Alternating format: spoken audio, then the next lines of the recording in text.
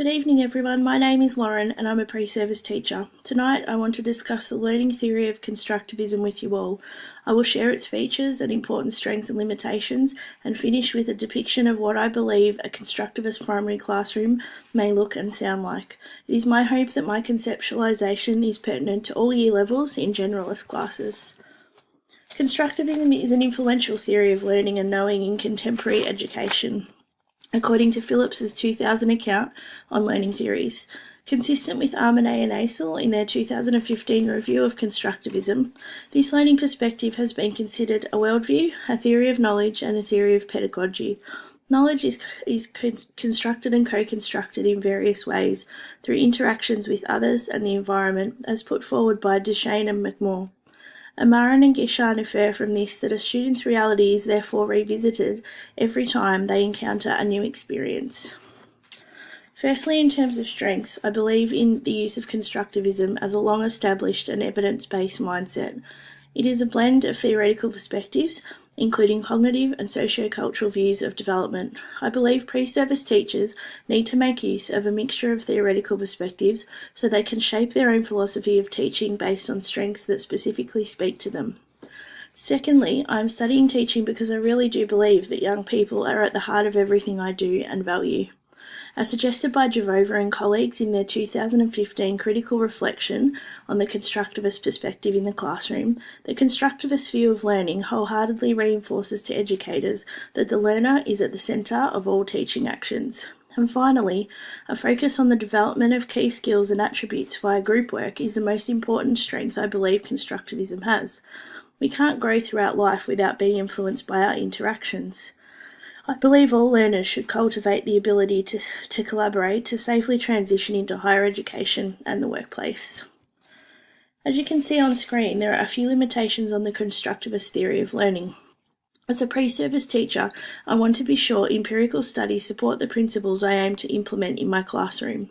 Even though constructivism is long established, research findings into its effects on learning have been somewhat inconsistent. As teachers, we are considered classroom experts in comparison to novice learners. In a class of 25 students, however, 26 realities would exist. Whose reality would be most right? One teacher may believe the best use of their expertise is through collaboration with their students, as recommended by constructivist supporters. However, this may not work well with young learners, for example, in their foundation year. When and how to implement this theoretical perspective on learning is a challenge even for the most experienced of educators, as MacPhail in his 2016 discussion on proposed faults of the constructivist theory suggests. Applying strict constructivist principles to teaching methods takes a great deal of planning, material resources, time and patience, and as we are learning through our studies, time is not a resource that any teacher possesses in abundance.